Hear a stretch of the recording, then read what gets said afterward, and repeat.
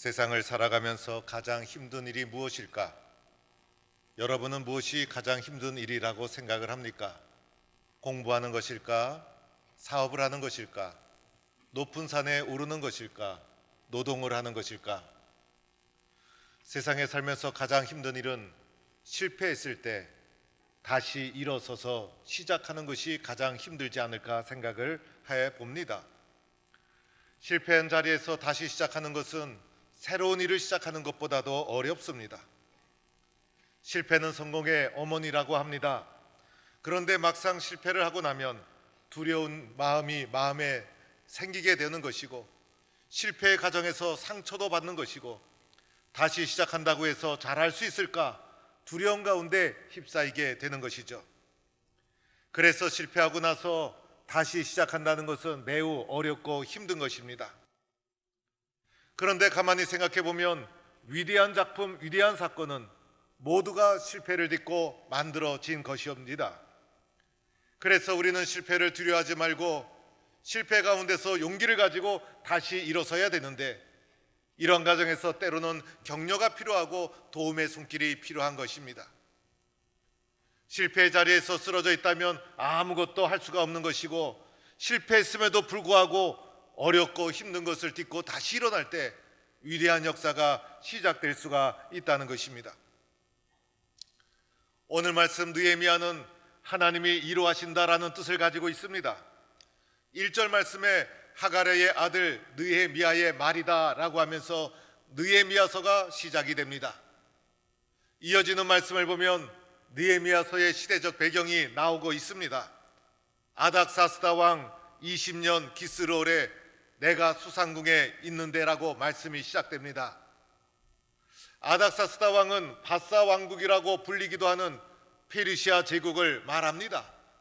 아닥사스다 왕은 페르시아 왕국의 제왕이었고, 그리고 수상궁은 그곳에 있는 중요한 성읍 중에 하나였습니다. 이때가 기원전 446년경이었어요. 느헤미야는 유대인으로서 바벨론의 포로로 잡혀온 사람들의 후손이었고, 이제 그곳에서 성공을 해서 수상궁의 높은 지위에 있었던 관료였습니다. 어느 날 유다에서 온 형제들 유대인들에게 예루살렘 고향 땅 소식을 느헤미야가 물어보게 됩니다. 느헤미야가 고향 땅 예루살렘의 최근 형편을 관심을 가지고 그들에게 물어봅니다. 바사 왕국에서 출세해서 편하게 안락하게 그냥 살면 되는데 왜 고향 땅 예루살렘의 형편을 먼저 물어보는 것일까? 느헤미야 마음속에 고향 땅 예루살렘에 대한 꿈과 비전이 살아 있었기 때문이었습니다.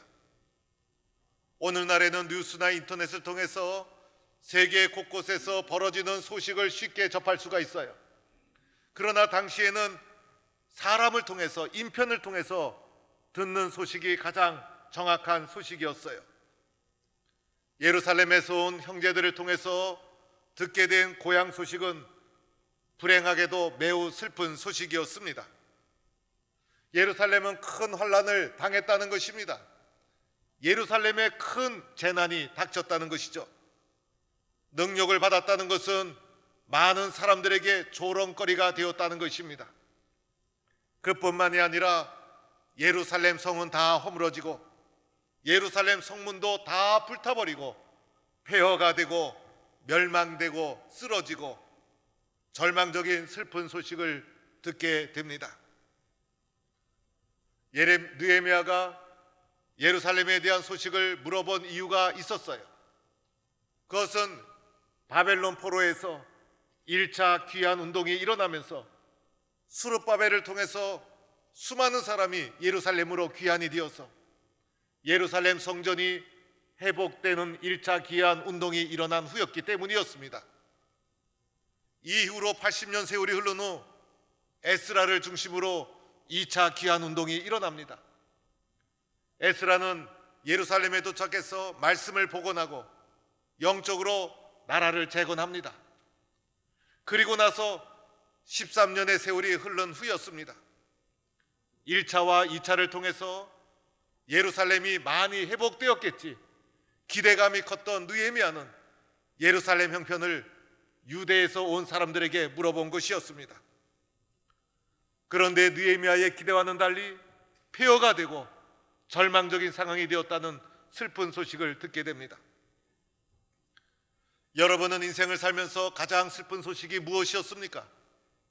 사랑하는 사람과의 이별이었습니까? 그리고 대학에 떨어졌다는 소식이었습니까? 아니면 몸이 아프다는 진단이었습니까? 어떤 소식이 가장 슬픈 아픈 소식이었습니까? 느헤미야에게는 예루살렘이 폐허가 되었다는 소식이 가장 슬픈 소식이었어요. 얼마나 낙심이 되었을까? 느헤미야의 심정 속에는 예루살렘에 대한 꿈과 비전이 살아있었기 때문에, 기대감이 컸기 때문에 이 소식이 매우 슬프고 절망적인 소식이었습니다. 이 소식을 듣고 느헤미야는 주저앉고 맙니다. 그리고 울었습니다. 여기서 울었다는 말은 눈물과 통곡을 함께 했다는 것을 말해줍니다.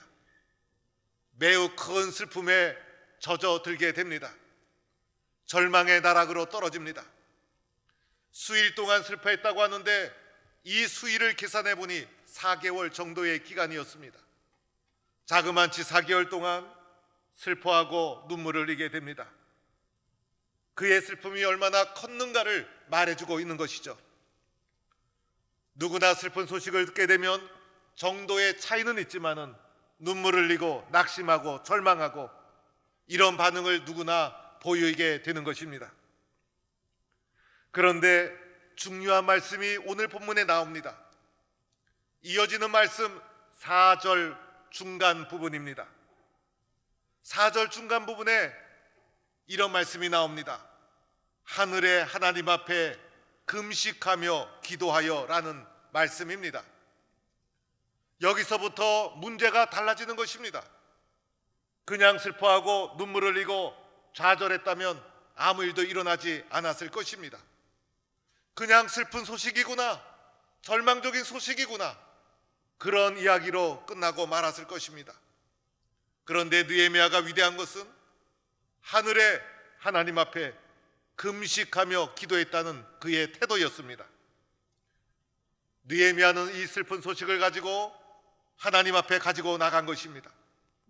그리고 금식하며 기도했어요. 금식 기도를 시작한 것입니다. 보통 기도가 아니었습니다. 4개월 동안 슬퍼한 슬픔이었으니 얼마나 중요한 기도였겠습니까? 생명을 걸고 진짜 기도합니다. 이 기도가 느헤미야의 인생 기도가 됩니다. 느헤미야의 인생을 결정하는 결정적인 기도가 되어집니다. 여러분은 인생을 살다가 슬픈 소식, 캄캄한 소식, 내 힘으로 감당할 수 없는 소식이 들려올 때 어떻게 합니까? 그냥 슬퍼하며 주저앉아 통곡하고 낙심합니까? 그러면 문제는 거기서 끝나고 마는 것입니다.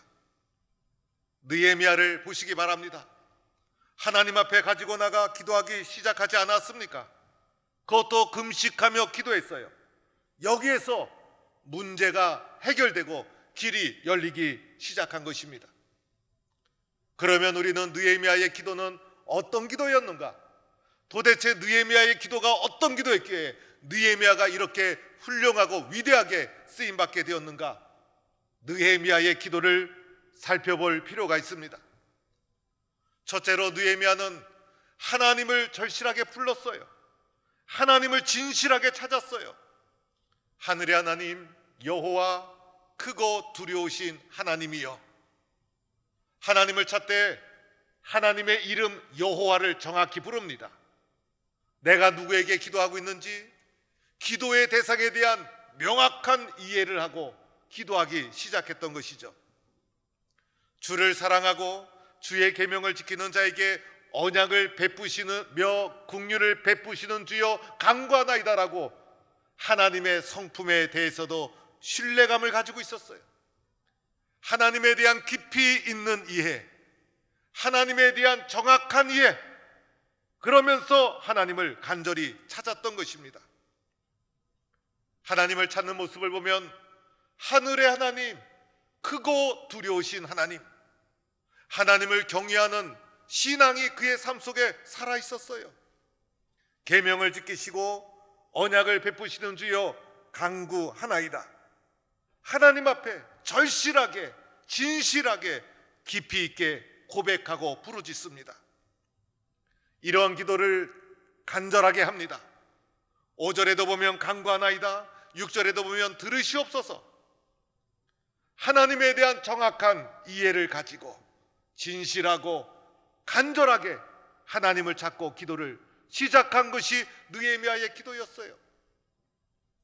두 번째는 그의 기도에는 회개가 있었어요. 느헤미야의 기도는 회개 기도였어요. 이스라엘 자손이 주께 범죄한 죄를 자복하오니, 이스라엘 민족이 지은 죄를 느헤미야가 자복합니다. 회개합니다. 나와 내 아버지 집이 범죄하였음을 인정합니다. 주를 향하여 크게 악을 행하여 주의 종 모세에게 명령하신 계명과 율례와 규례를 지키지 아니하였나이다. 그래서 느헤미야는 말씀에 불순종했습니다. 말씀대로 살지 못했습니다. 자신들의 죄, 민족의 죄를 하나님 앞에 회개합니다. 민족이 지은 죄를 나의 죄로 받아들이고 죄를 뒤집어 쓰는 심정으로 눈물을 흘리고 통곡하며 금식하며 이렇게 회개 기도를 드린 것입니다. 다른 사람의 죄를 발견하고 손가락질하고 공격하고 원망한 것이 아니라 나의 죄로 수용하고 자기가 회개하고 자복했습니다. 오늘 우리의 문제는 회개의 기도가 사라지고 있다는 것이죠. 이렇게 느헤미야의 기도는 회개의 기도가 그의 기도였어요. 세 번째로는 중보 기도를 드렸어요. 주의 종들이 이스라엘을 위하여, 우리 이스라엘 자손이 라고 하면서 내 문제가 아니라 민족의 문제를 가지고 기도의 제단에 나간 거예요. 예루살렘을 위한 기도, 민족을 위한 기도, 그리고 형제를 위한 기도, 이것이 느헤미야의 기도였어요. 하나님, 내 길을 인도해 주세요. 하나님, 나를 도와주세요. 하나님, 나를 승진시켜 주세요. 내 문제 가지고 하나님 앞에 나간 것이 아니라 하나님과 민족 사이에 끼어들어서 민족의 문제를 내 문제로 끌어안고 하나님 앞에 중보의 기도를 드린 것입니다. 하나님과 형제들 사이에 끼어들어서 형제들의 아픔을 내 아픔으로 여기면서 대신 하나님께 중보의 기도를 드린 것입니다. 이 기도를 눈물로 금식으로 한 것이죠. 대신 기도하는 이 기도가 가장 최고의 사랑, 우리가 살면서 할 수 있는 가장 큰 사랑은 대신 기도해 주는 거예요. 가장 이타적인 중보기도, 느헤미야의 기도가 바로 이러한 기도였어요. 네 번째로는 말씀에 대한 확신이 있었어요. 그래서 그의 기도는 말씀 기도였어요. 말씀을 이제 청하건대 기억하옵소서. 느헤미야는 하나님, 내 생각에는, 내 계획에는, 내 뜻은 하면서 자기 주장하지 않았어요. 말씀 순종하면서 말씀을 근거로 해서 말씀대로 이루어지기를 간구했던 것입니다. 그래서 그의 말씀에 보면, 기도문에 보면 5절에도 계명 언약, 7절에도 보면 계명 율법 규례, 9절에도 보면 내 계명 한 말씀, 계속해서 말씀 중심, 언약 중심, 계명 중심, 말씀대로 이루어질 줄로 믿고 말씀을 의지해서 말씀을 붙잡고 간절히 드리는 기도가 느헤미야의 기도였어요. 말씀대로 이루어질 줄로 믿는 성도가 되기를 축원합니다. 얼마나 능력이 있었겠어요. 그래서 기도는 믿음의 행위예요. 믿음의 행위. 마지막 다섯 번째는 하나님과의 관계에 대한 확신이 있었어요. 그래서 그의 기도를 보면 계속해서 주의 종, 종의 기도 이렇게 표현되고 있어요. 그래서 우리는 종이고 하나님은 주인입니다. 주의 종들이요 주의 백성이니이다. 주의 종의 기도를 라고 하면서 하나님과 나 사이, 하나님과 이스라엘 관계에 대한 확신을 가졌어요. 언약 백성으로서의 확신을 가지고 기도했어요. 나와 하나님 사이는 예수 그리스도를 통해서 아버지와 자녀의 관계, 예수님을 통해서 하나님과 나의 관계에 대한 확신과 믿음을 가지고 기도하는 거예요. 그래서 느헤미야 기도 살펴보면요, 하나님을 제대로 고백하죠. 그리고 회개 기도하죠. 중보 기도하죠. 말씀대로 이루어질 줄로 믿는 말씀 기도죠. 하나님과의 관계에 대한 확신을 가졌죠. 이것이 느헤미야의 기도였고, 우리 모든 성도도 이렇게 기도하는 성도가 되기를 축원합니다. 이 기도가 느헤미야를 일으킵니다.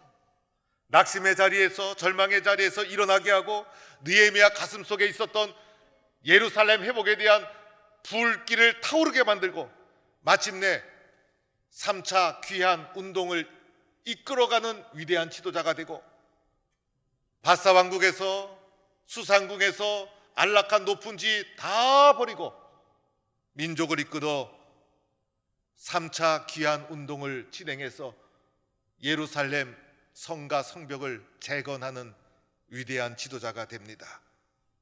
기도가 느헤미야를 살린 것이고, 기도가 느헤미야를 위대하게 만들었어요. 저희 아버님 올해 93세.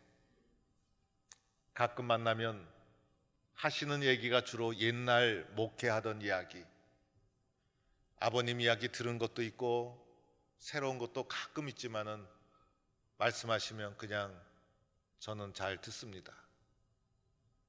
아버님 하시던 얘기를 제가 옛날 이야기라는 제목으로 장로 신보, 장로님들이 보는 신문의 칼럼으로 글을 쓴 적도 있습니다. 옛날 이야기하게 되면 나이 먹었다는 것이고, 옛날 이야기하면 별로 안 좋아한다고 하는데, 아버님에게 들은 옛날 얘기, 글로 썼던 얘기 한번 소개하겠습니다. 저희 아버님 청년 시절에 친척되는 목사님 댁을 이제 신학교도 진학하고 목회자 길을 들어갈 상황이어서 방문하게 됩니다. 토요일 날 갔더니 식사를 죽으로 주더라는 겁니다. 주일 앞두고 이게 관리하느라고, 이게 주일날 탈나면 안 되니까 소화 잘 되게 하라고 죽을 목사님 댁은 드시는구나, 이래서 죽을 먹었습니다. 주일날 아침이 되었는데 또 죽이 나오더랍니다.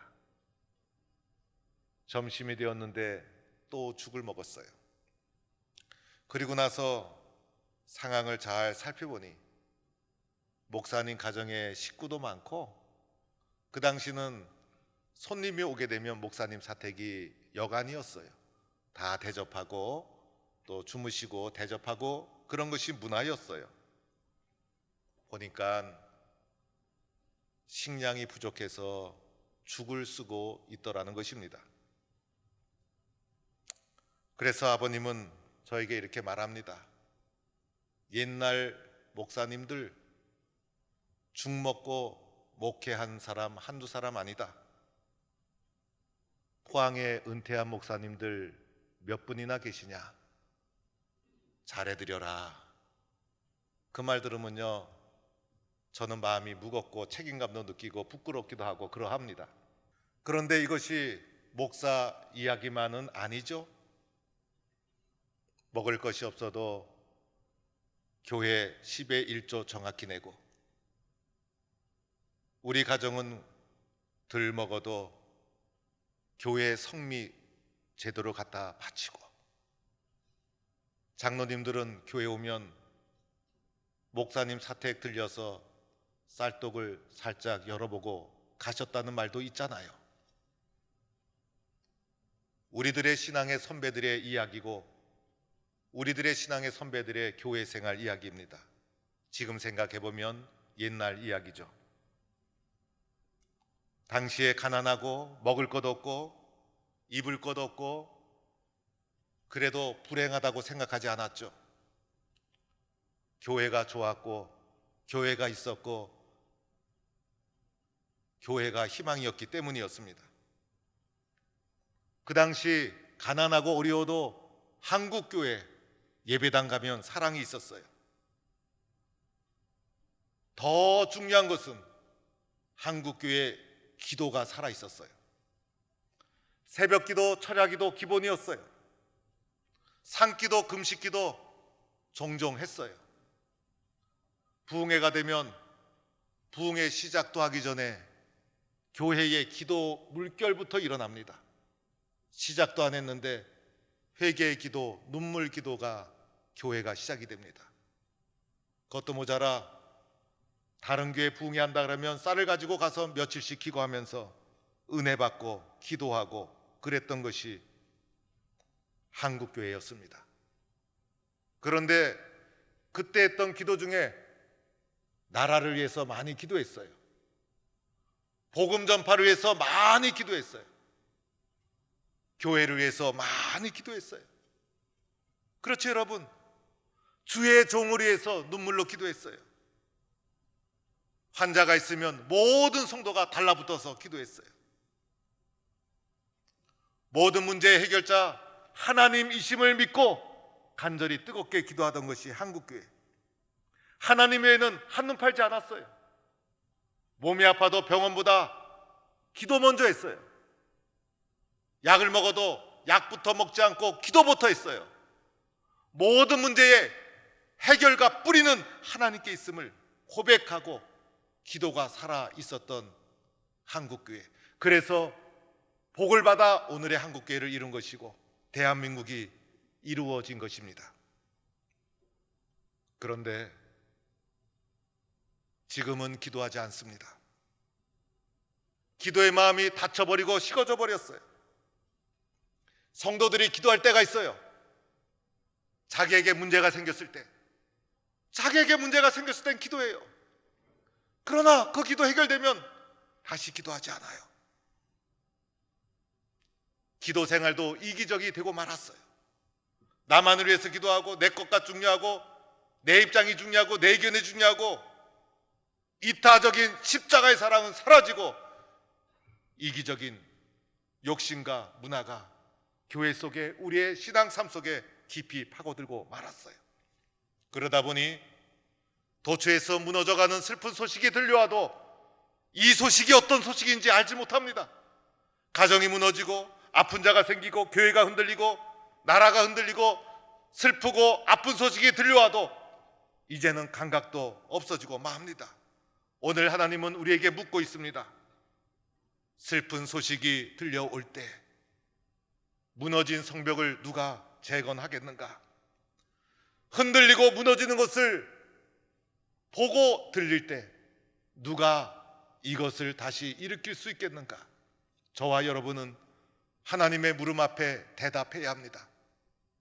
그리고 하나님은 우리에게 또 묻습니다. 어떻게 시작하려느냐? 여러분, 느헤미야가 우리에게 보여주지 않습니까? 기도로 시작해야 합니다. 우리들은 다시 기도를 시작해야 합니다. 다시 기도를 시작하고 다시 하나님 앞에 무릎을 꿇고 진짜 기도하고 눈물로 기도해야 합니다. 이러한 느헤미야 기도가 우리 모두의 기도가 되기를 축원합니다. 2022년도에는 기도로 내가 살고 기도로 문제를 해결하고 기도로 길을 찾고 기도로 교회가 부흥되고 기도로 나라와 민족이 살고 기도로 병든 자가 치료되고 기도로 사업이 회복되고 기도를 앞세워 나아가는 성도가 되기를 축원합니다. 다시 기도를 시작합시다. 다시 기도를 회복합시다. 다시 기도를 시작해서 하나님의 귀한 사람으로 쓰임받는 동부의 성도가 되기를 주의 이름으로 간절히 축원합니다.